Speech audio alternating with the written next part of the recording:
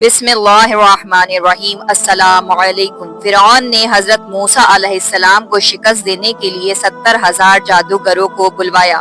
फिरौन ने इन जादूगरों को क्यों बुलवाया था और इन जादूगरों ने कैसे हजरत मूसा अलैहिस्सलाम के साथ मुकाबला किया, इन जादूगरों का अंजाम क्या हुआ, इन तमाम सवालों के जवाबात आज हम आपको इस वीडियो में कुरान मजीद की आयात और रिवायात की रोशनी में बताएंगे। हजरत मूसा अलैहिस्सलाम जब एक दरख्त के पास गए जिससे आग निकल रही थी, इस दरख्त से खुदा ने हजरत मूसा अलैहिस्सलाम से कलाम किया। कुरान मजीद की सूरह खसीत और सूरह ताहा में इरशाद होता है, ए मूसा मैं अल्लाह रब्बुल आलमीन हूँ, मैं तुम्हारा परवरदिगार हूँ, अपने जूते उतार दे क्योंकि तू मुकद्दस सरजमीन तवा में है। खुदा ने हजरत मूसा अलैहिस्सलाम से सवाल किया, ए मूसा ये तेरे दाएं हाथ में क्या है? हजरत मूसा अलैहिस्सलाम ने जवाब में कहा, ये लकड़ी मेरा असा है, मैं इस पर टेक लगाता हूँ और इससे अपनी भेड़ों के लिए दरख्त से पत्ते झाड़ता हूँ, इसके अलावा इससे दूसरे काम लेता हूँ। हजरत मूसा अलैहिस्सलाम से कहा गया कि अपने असा को जमीन पर डाल दो।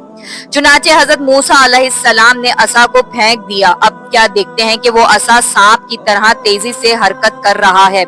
ये देखकर हजरत मूसा अलैहिस्सलाम डरे और पीछे हट गए, यहाँ तक के मुड़ के भी ना देखा। आवाज़े कुदरत आई, वापस आओ और ना डरो, तू अमान में है, अपना हाथ अपने गरेबान में डालो और बाहर निकालो। हजरत मूसा अलैहिस्सलाम ने जब गरेबान में से हाथ बाहर निकाला तो वो सफेद था और चमक रहा था और इसमें कोई ऐब और नुक्स ना था। इसके बाद हजरत मूसा अलैहिस्सलाम ने फिर आवाज सुनी जो कह रही थी कि खुदा की तरफ से तुझे ये दो दलीलें फिरौन और इसके साथियों के मुकाबले के लिए दी जा रही हैं, क्योंकि वो सब लोग फासिक थे और हैं। तुम्हारा फर्ज है कि इन्हें जाकर नसीहत करो और राह रास्त की तबलीग करो, और अगर वो तुम्हारी बात ना माने तो इनसे जंग करो। हजरत मूसा अलैहिस्सलाम ने फरमाया, खुदावन मेरे लिए मेरे खानदान में से मेरे भाई हारून को मेरा वजीर और मददगार करार दे। खुदा ने हजरत हारून अलैहिस्सलाम को भी नबूवत पर फाइज कर दिया और यूं 3 दिन के बाद हजरत मूसा अलैहिस्सलाम हिदायत फिरौन के लिए हजरत हारून अलैहिस्सलाम समेत निकल पड़े। फिरौन के कसर तक पहुंचना भी एक मुश्किल काम था, क्योंकि इसके गिर्द बेशुमार रुकावटें थी। दरिंदे और अशजार वगैरह हजरत मूसा अलैहिस्सलाम अपना आसा मारते गए, दरवाजे खुलते गए और आप दाखिल होते गए। ना दरबानों की हिम्मत पड़ी कि हजरत मूसा अलैहिस्सलाम को रोकें और न शेरों और दीगर दरिंदों से हो सका के दरमियान में हाइल हो। आखिर अल अमर आप फिरौन के कसर तक पहुंच गए। जब आप फिरौन के कसर के दरवाजे तक पहुंचे तो आपने एक शख्स के जरिए अंदरूने खाना फिरौन को पैगाम भिजवाया कि मैं दरवाजे पर आया हूँ और तेरी हिदायत के लिए आया हूँ। एक रिवायत में है कि ये इत्तला एक मुंह चढ़े मस्खरे ने अंदर पहुंचाई थी, क्योंकि रोबे फिरौन की वजह से किसी दरबारी को ये हिम्मत ना थी कि फिरौन की खुदाई के खिलाफ किसी का पैगाम उस तक पहुंचाए।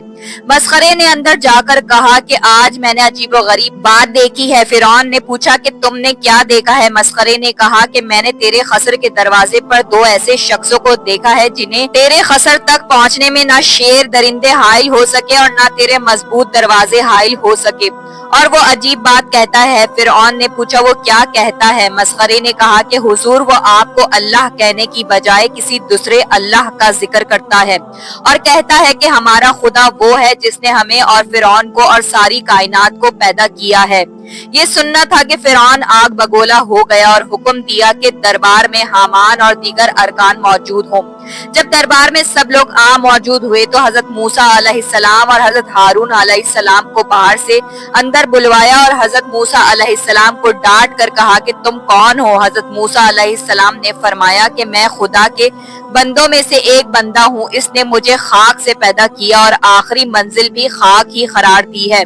फिरौन ने कहा, मैं तुम्हें पहचानता हूँ और तुमसे पूछना चाहता हूँ कि तुमको हो क्या गया है और तुम क्या कर रहे हो? ए मूसा, तुम्हें शर्म नहीं आती कि अभी कल की बात है कि तुम हमारे घर में परवरिश पा रहे थे, फिर तुमने एक कप्ती को कत्ल कर डाला, फिर तुम यहाँ से भाग कर रुपोश हो गए, फिर मदाइन में मजदूरी करने लगे और एक शख्स की बकरियां चराने पर मुलाजिम हो गए, और अब एक अरसे के बाद वापस आकर बुलंद आवाज से दावा करने लगे हो और मेरे अलावा किसी और खुदा की खबर दे रहे हो। मूसा सुनो, خیر اسی میں ہے کہ تم میری خدائی کو مانو اور بہکی بہکی باتیں نہ کرو۔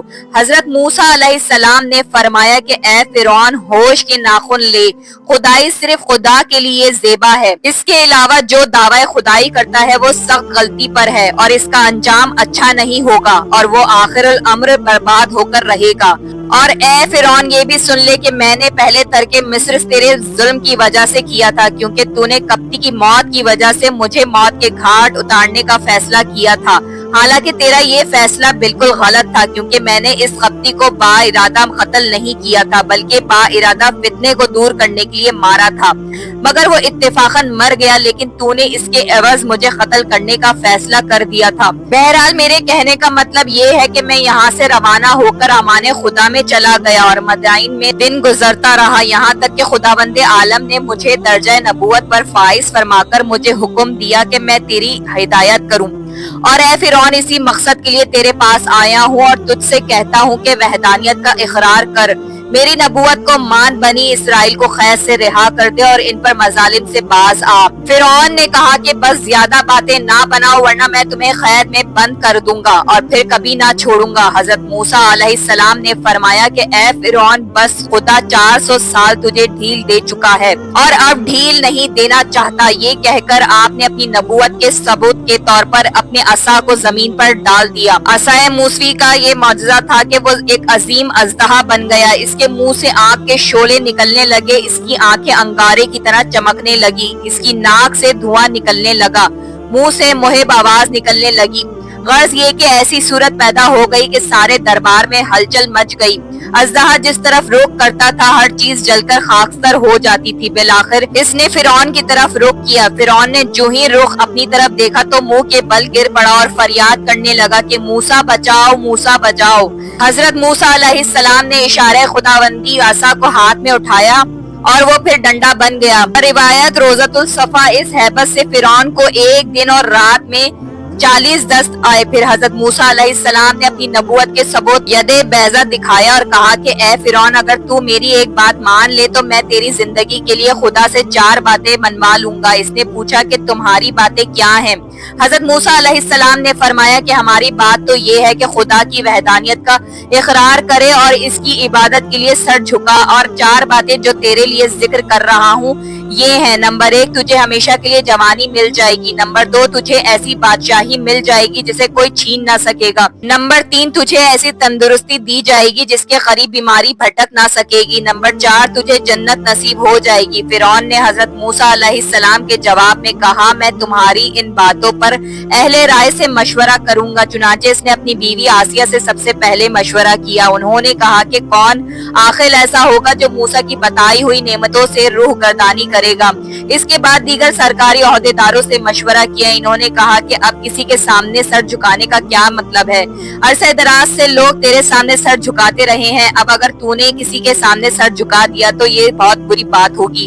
اب رہ گیا حضرت موسیٰ علیہ السلام کا مذکورہ چیزوں کے متعلق وعدہ، وہ یوں ایک قصہ ہے، اس کی کوئی حیثیت نہیں ہے۔ پھر ان لوگوں نے کہا کہ حضرت موسیٰ علیہ السلام نے جو دربار میں ڈرامہ کیا ہے تو اس سے متاثر نہ ہو اور ان دونوں جادوگروں کا علاج کر اور ان کے کرتب کو ناکام بنا دے تاکہ یہ ہمیشہ کے لیے خاموش ہو جائیں۔ فرعون نے پوچھا کہ پھر اس کی کیا ترکیب کی جائے؟ ان لوگوں نے کہا حضرت موسیٰ علیہ السلام نے دربار میں جادو سے کام لیا تھا، اب تاریخ مقرر کر کے ان کو بھی بلا لے اور اپنے ملک کے جادوگروں کو طلب کر لے، پھر مقابلہ ہو جائے۔ یقیناً ہمارے ملک میں ایسے ایسے جادوگر ہیں کہ ان کے مقابلے میں حضرت موسیٰ علیہ السلام کچھ بھی نہیں ہے۔ فرعون نے ان لوگوں کی بات مانی اور جادوگروں کے بلائے جانے کا حکم جاری کر دیا اور ایک تاریخ مقرر کر دی اور حضرت موسیٰ علیہ السلام کو اطلاع دی کہ فلاں مقام پر فلاں دن آ جانا، تمہارے جادو کا مقابلہ کیا جائے گا۔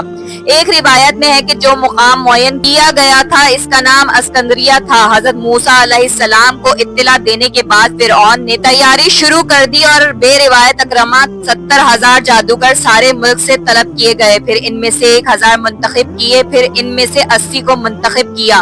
ان جادوگروں نے کہا کہ ہم اس مہم میں موسیٰ پر یقیناً غالب آئیں گے۔ اے فرعون یہ بتا کہ اگر ہم غالب آ گئے تو ہمیں تیری طرف سے کیا ملے گا؟ فرعون نے کہا کہ ہم تم لوگوں کو سلطنت میں बड़े बड़े ओहदों पर फाइज कर देंगे। एक रिवायत में है कि फिरौन से ये बातें इन 4 बड़े जादूगरों ने की थी, जिनके नाम ये हैं साबूर, हारूर, हातूत, मुसफ्फा। इन लोगों ने फिरौन से ये भी कहा कि हम हर हाल में मूसा से जीत जाएंगे, लेकिन ए फिरौन, अगर हमारे करतब कामयाब ना हुए तो फिर ये समझ लेना कि हजरत मूसा का मामला खुदाई मामला है। इब्ने अब्बास का बयान है कि फिरौन तमाम ममालिक से जादूगरों को जमा तो कर ही लिया था, इनके अलावा मुकाम मरम्मा में जो जादूगरों का स्कूल कायम हुआ था, इनके उस्तादों को भी बुलवा लिया और सब ने मिलकर हजरत मूसा अलैहिस्सलाम की मुखालिफत में जोर लगाया। एक रिवायत में है कि 2 बहुत ही बड़े जादूगर थे जो सगे भाई थे। जब फिरौन का पैगाम इनके पास पहुंचा तो इन्होंने अपनी माँ से कहा कि फिरौन ने मूसा से मुकाबले के लिए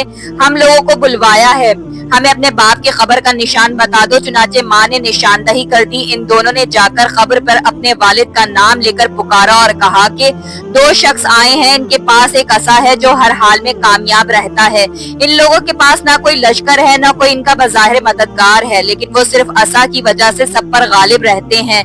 हम इसलिए आए हैं कि हमारी रहबरी की जाए। बरिवायत अल्लामा नेमतुल्लाह जज़ायरी, कब्र से आवाज आई कि तुम इस असा को चुराने की कोशिश करो और देख लो इस पर तुम्हारा कब्जा हो जाता है या नहीं, जबकि वो सोता है। अगर तुम वहां पहुंचकर कामयाब हो गए तो फिर मामला ठीक है, लेकिन अगर इसके सोने में वो असा तुम्हारे काबू में ना आए तो समझ लेना कि ये खुदाई बात है और तुम लोग इसे मगलूब ना कर सकोगे। ये मैंने इसलिए कहा कि जादूगर का जादू सोने की हालत में काम नहीं करता। वो कब्रिस्तान से वापस आकर वहां पहुंचे जहां हजरत मूसा अलैहिस्सलाम सो रहे थे। जब ये असा के करीब पहुंचे तो असा ने इन लोगों पर हमला कर दिया। वो दोनों मायूस होकर चले गए। अलगरज जो मुकाम फिरौन ने मुकर्रर किया था, इस जगह तमाम जादूगर जमा होकर हजरत मूसा अलैहिस्सलाम का इंतजार करने लगे। एक रिवायत में है कि फिरौन के जादूगर 60 ऊंटों पर रस्सियां लाद कर लाए थे। एक रिवायत में है कि फिरौन ने 1 महीना तैयारी कर हजरत मूसा अलैहिस्सलाम का मुकाबला कराया था। वो इंतजार ही कर रहे थे कि हजरत मूसा अलैहिस्सलाम अपने भाई हजरत हारून अलैहिस्सलाम को लिए हुए मुतमईन करदा मुकाम पर पहुंच गए। वहां पहुंचकर आप अपने असा पर तकिया करके खड़े हो गए और इनसे कहा कि अब तुम अपने करतब दिखाओ। किताबुल याकूबी में है कि हजरत मूसा अलैहिस्सलाम ने फिरौन की तरफ जाने से पहले अपनी बीवी को हजरत शुएब अलैहिस्सलाम के पास पहुंचा दिया था। इन लोगों ने सारी रस्सियां जो हमरा लाए थे मैदान में छोड़ दी। वो सारी रस्सियां सांप बनकर दौड़ने लगी और लाखों की तादाद में एक दूसरे पर हमला करने लगी। ये देखकर हजरत मूसा अलैहिस्सलाम जरा झिझके। फौरन खुदा ने कहा, ए मूसा घबराओ नहीं, अपने असा को जमीन पर डाल दो। जैसे ही हजरत मूसा अलैहिस्सलाम ने असा को जमीन पर डाला, वो अजदहा बनकर सांपों को निगलने लगा और थोड़ी ही देर में तमाम सांपों को निगल गया। जब सांपों को निगल चुका तो इसने फिरौन के महल को निगलने का इरादा किया। ये देखकर फिरौन वहां से भाग निकला। फिर हजरत मूसा अलैहिस्सलाम ने हाथ बढ़ाकर अजदहा को उठा लिया और वो हाथ में डंडा बन गया। मौरखीन का बयान है कि उस वक्त ऐसा अजीम हंगामा बर्पा हो गया और ऐसी भगदड़ मच गई कि 25,000 अफराद कुचल गए और फिरौन के खौफ के मारे ये हालत हो गई कि उसे दस्त आने लगे और ता जिंदगी आते रहे। मुख्तसर ये कि फिरौन को शिकस्त फाश हुई और इसी मैदान में कब्ज के 70 कबाइल मुसलमान हुए और जादूगरों में तकरीबन सभी हजरत मूसा अलैहिस्सलाम और खुदाए मूसा पर ईमान ले आए और जादूगर सजदे में गिर पड़े। ये देखकर फिरौन जादूगरों और नुमाया फर्दों से कहा कि तुम लोग मुझसे इजाजत लिए बगैर मुसलमान हो गए। अब तुम्हारी सजा ये है कि तुमको फांसी दी जाएगी और तुम्हारे हाथ पांव काट दिए जाएंगे। चुनाचे इसने हुक्म दिया कि इन लोगों को जमा करके जो मूसा पर ईमान लाए फांसी दे दी जाए और इनके हाथ पांव काट दिए जाएं। चुनाचे इन लोगों को बुलाकर तनबी की। इन लोगों ने कहा, चशमदीद दलाइल से हजरत मूसा अलैहिस्सलाम की नबूवत और इनके खुदा की खुदाई साबित हो गई है, लिहाजा हम ईमान ले आए हैं।